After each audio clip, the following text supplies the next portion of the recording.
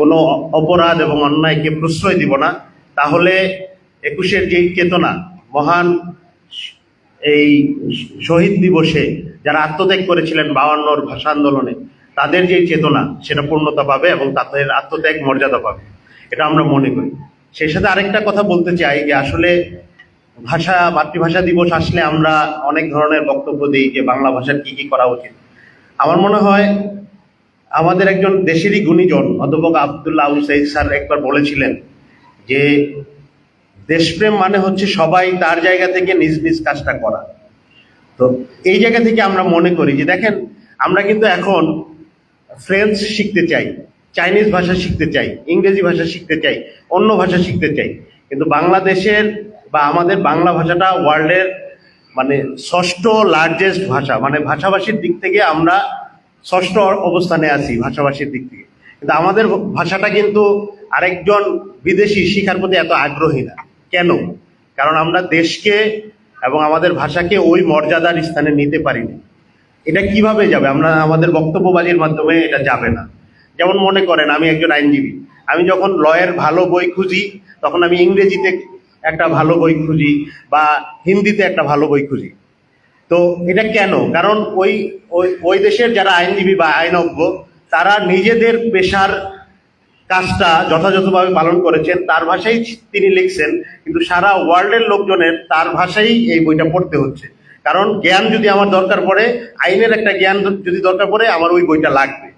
বা একজন বিজ্ঞানী, একজন সায়েন্টিস্ট, তিনি তার ভাষায় তার বিজ্ঞানের থিওরিটা দিলেন, আমরা কিন্তু ওই ভাষাই পড়তেছি। কারণ কি? কারণ হচ্ছে আমার তো ওই জ্ঞানটা অর্জন করতে হবে। ঠিক একজন ডক্টর, উনি যদি স্পেশালাইজড হইতে চান, তাহলে যেই ভাষায় একজন স্পেশালাইজড ডক্টর লিখেছেন ওই ভাষাই কিন্তু তার পড়তে হচ্ছে। তা আমি এই জায়গা থেকে বলতে চাচ্ছি যে আমরা প্রত্যেকে যদি প্রত্যেকের জায়গায়, বাংলা ভাষার জন্য আমাদের কিছু করার দরকার নেই। আমি একজন আইনজীবী, আমি যদি আইনের জায়গায় উৎকর্ষ লাভ করি এবং আমি আমার কাজটাই যদি করি, তাহলে দেখবেন যে মানুষ আগ্রহী হবে অন্য একটা দেশের মানুষ। যেমন আমরা রাজনীতিবিদরা আমরা বলি যে আব্রাহাম লিঙ্কন এই বক্তব্য দিছে, তো ওনার কিন্তু ইংরেজি বক্তব্যটাই আমরা কোট করি। কারণ কি? কারণ উনিও এই জায়গায় পায়োনিয়ার একটা বক্তব্য দিয়ে। তো আমরা যদি আমাদের জায়গায় পায়োনিয়ার হই, তাহলে মানুষ আমাদের ভাষার প্রতি, আমাদের দেশের প্রতি আগ্রহী হবে। আজকে যেমন আমরা চাইনিজ ভাষা শিখতে চাই কারণ তারা ব্যবসায় অনেক আগায় গেছে, আমরা যেমন ইংরেজি শিখতে চাই কারণ জ্ঞান চর্চা ইংরেজি অনেক আগায় গেছে, আমরা যেমন উর্দু ফার্সি শিখতে চাই কারণ হচ্ছে ইসলামী সংস্কৃতির চর্চায় তারা অনেক আগায় গেছে, আমরা বিভিন্ন ফ্রেঞ্চ শিখতে চাই, আমরা জাপানিজ শিখতে চাই কারণ হচ্ছে তারা জাতিগতভাবে আগায় গেছে। এটা কিভাবে হয়েছে? প্রত্যেকের পেশায় তার যথাযথ যেই পরিশ্রমটা দেওয়ার সেটা দিয়েছে। তো এই জন্য আমরা মনে করি যে দেশপ্রেম আসলে বক্তব্যের জায়গায় না, প্রত্যেকে যদি নিজের কাজটা যথাযথভাবে পালন করি, তাহলে দেখবেন যে আমার দেশটাও আগাবে এবং মানুষ আমাদের নিয়ে আগ্রহী হবে। আমি আমার কাজটা যদি আমার দেশে যদি আমার বাংলা ভাষায় একটা জ্ঞান চর্চার বা একটা ইউনিক একটা থিওরি আবিষ্কার করি, আমি আমাদের দেশের কোনো সায়েন্টিস্ট যদি করে, তাহলে দেখবেন ওয়ার্ল্ডের সব লোক এই জ্ঞানটা অর্জনের জন্য বাংলা শিখতে বাধ্য। আমরা যদি একটা লিগ্যাল জায়গায় আমরা এইরকম কোনো একটা ল প্রণয়ন করি যেটা হচ্ছে পুরা ওয়ার্ল্ডের শেপটা বদল করে দিতে সম্ভব, তাহলে কিন্তু সবাই এই বাংলা ভাষা শিখে এই আইনটা পড়বে।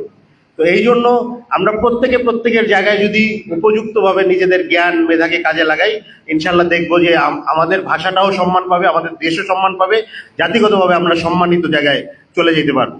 তো আমি আজকে আর কথা বাড়াবো না, আপনাদের সবার এই ব্যাপারে মনোযোগ আকর্ষণ করে, এবং আমরা কখনোই মাথা নত করব না, জালিমের সাথে আপোষ করব না, এইটা আমাদের চেতনা। সেই সাথে আমরা আমাদের ভাষা, দেশের মর্যাদা রক্ষার জন্য প্রত্যেকে নিজের জায়গায় যথাযথভাবে দায়িত্ব পালন করব, এই আশাবাদ ব্যক্ত করে আমি আমার কথা শেষ করছি। আসসালামু আলাইকুম।